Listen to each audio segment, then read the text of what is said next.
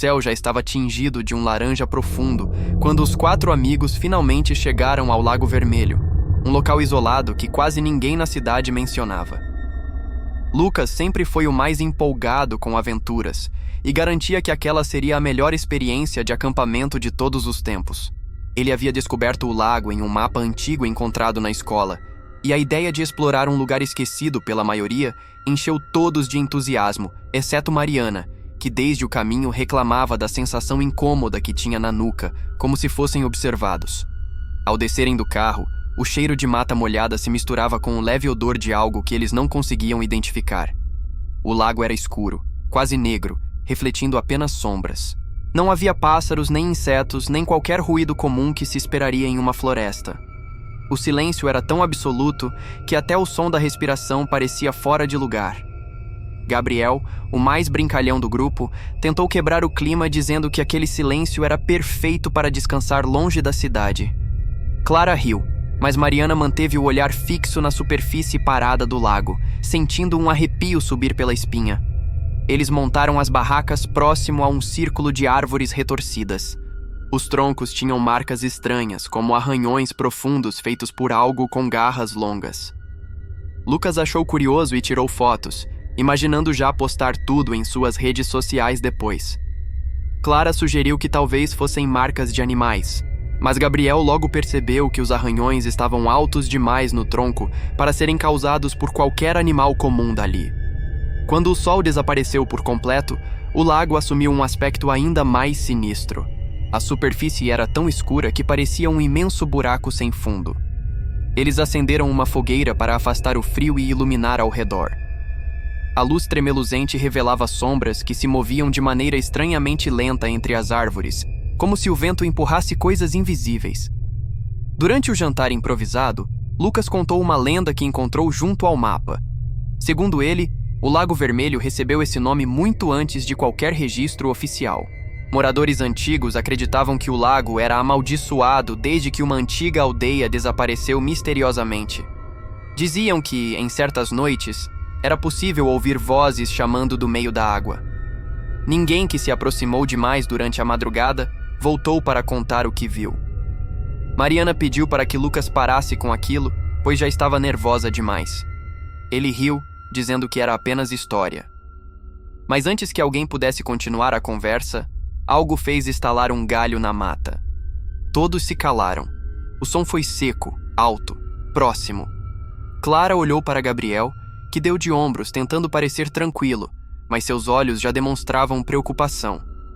"Deve ser um animal", disse ele. Mas não havia nenhum barulho de movimento depois do estalo. Nenhum aproximar de passos, nenhum arrastar de galhos. Apenas silêncio.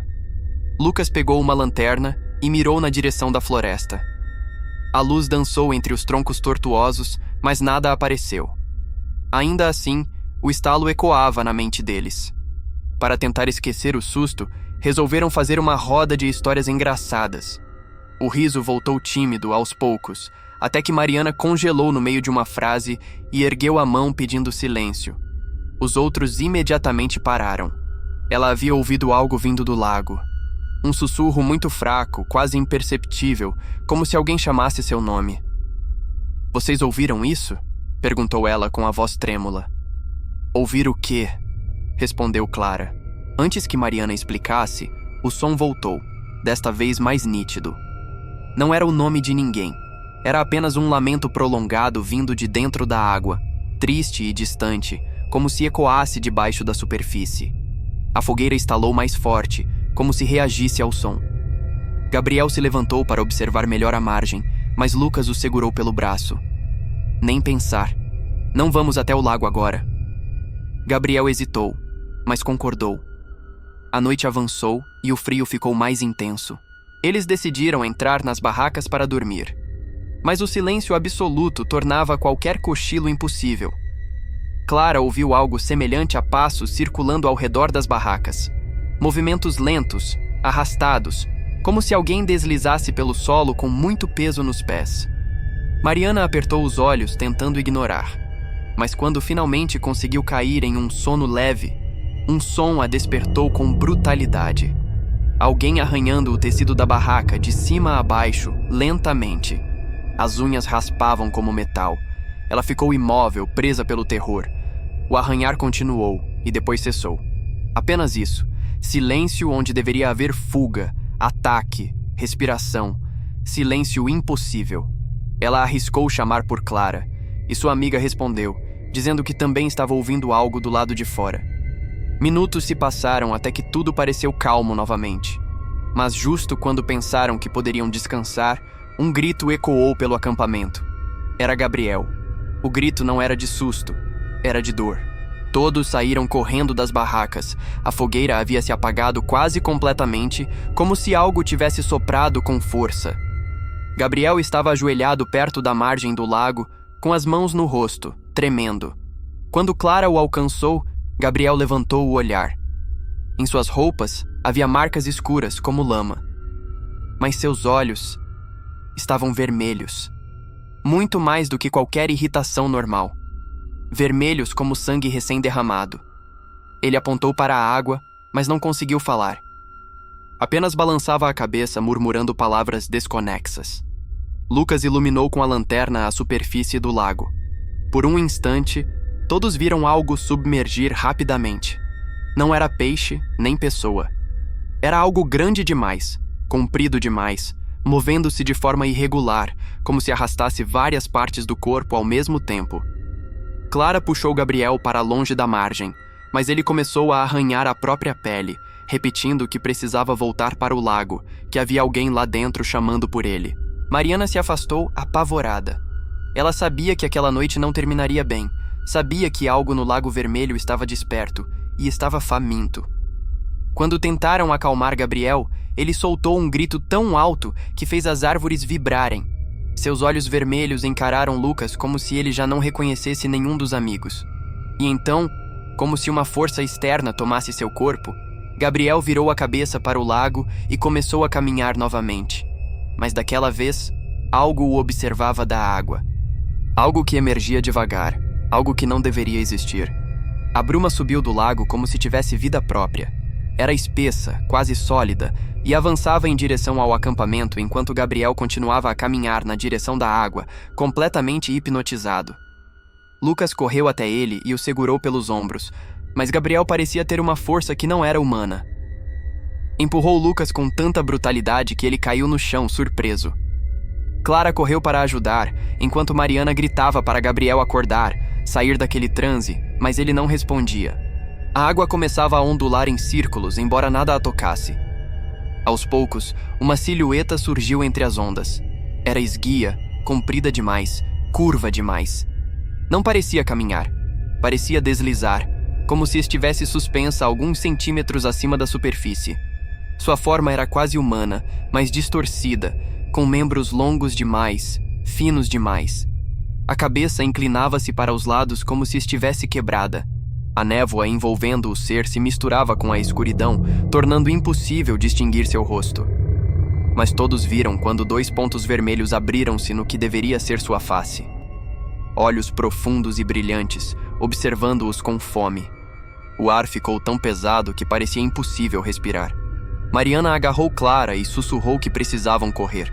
Mas Lucas permaneceu ali, fascinado, aterrorizado, incapaz de mover sequer um dedo. A criatura estendeu um dos braços finos na direção de Gabriel, que deu mais um passo para dentro da água. A superfície não o molhou. A água parecia recuar ao redor dos pés dele, como se o lago reconhecesse quem estava vindo. Clara e Mariana correram até Lucas e o puxaram pela camisa. Ele finalmente voltou a si e começou a ajudar. Mas o ser já estava quase totalmente fora do lago agora, e cada segundo fazia com que sua forma ficasse mais sólida, mais real, mais próxima deles. Gabriel começou a falar em uma língua que nenhum deles reconhecia, sua voz grave demais, arranhada demais. Não parecia com ele. Não parecia humana. A cada palavra, a névoa ficava mais densa, mais escura. Mariana sentiu seu estômago revirar. A sensação de estar sendo observada se intensificou ao ponto de doer. Ela olhou para a floresta e viu sombras se movendo entre as árvores. Muitas sombras.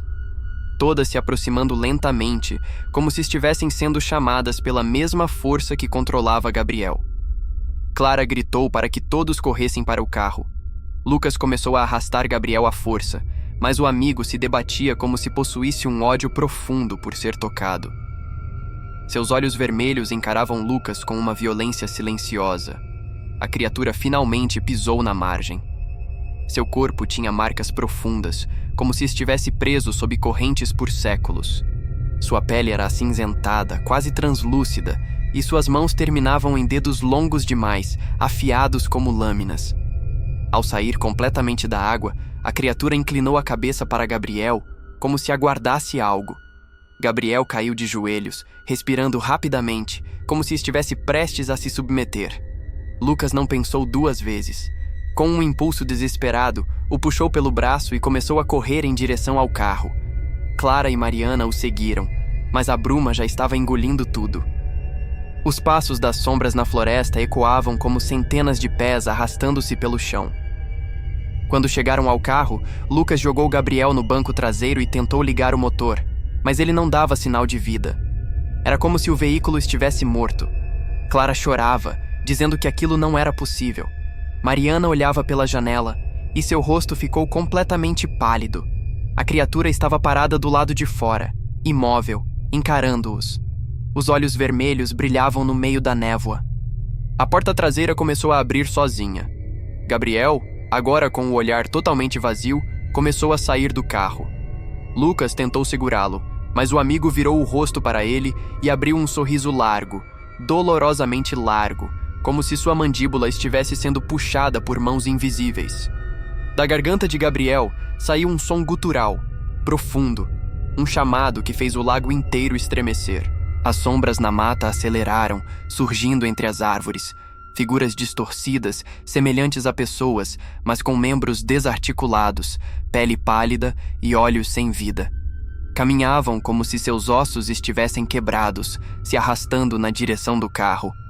A criatura principal ergueu a mão. Gabriel ergueu a sua logo em seguida, copiando o movimento. Eles estavam conectados.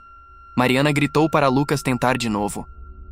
Ele girou a chave inúmeras vezes, até que, como se algo cedesse, o motor finalmente rugiu. A criatura deu um passo à frente. As sombras começaram a correr. Lucas acelerou com tudo, arrancando o carro da beira do lago. Mas antes de desaparecerem na estrada, Clara olhou pelo vidro traseiro e viu Gabriel parado ao lado da criatura, observando-os fugir. Seus olhos vermelhos brilhavam na escuridão. Ele não tentava correr atrás. Parecia satisfeito por deixá-los ir. Como se soubesse que isso não era o fim. O carro só parou quando chegaram na estrada principal. Clara chorava sem parar. Mariana repetia que aquilo não podia ser real. Lucas tremia tanto que mal conseguia respirar. Eles chamaram ajuda. Mas quando as autoridades voltaram ao Lago Vermelho, encontraram apenas as barracas rasgadas, a fogueira destruída e marcas profundas na margem, como se algo gigantesco tivesse emergido dali. De Gabriel, não restou nada. Naquele mesmo dia, a polícia decidiu interditar o local, alegando perigo ambiental. Mas Lucas, Clara e Mariana sabiam que a verdade era outra.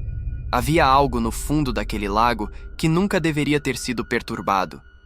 Depois de semanas tentando convencer a si mesmos de que aquilo tinha sido um delírio coletivo, Clara acordou uma noite com um ruído vindo da janela. Um arranhar lento, profundo, arranhando o vidro de cima a baixo.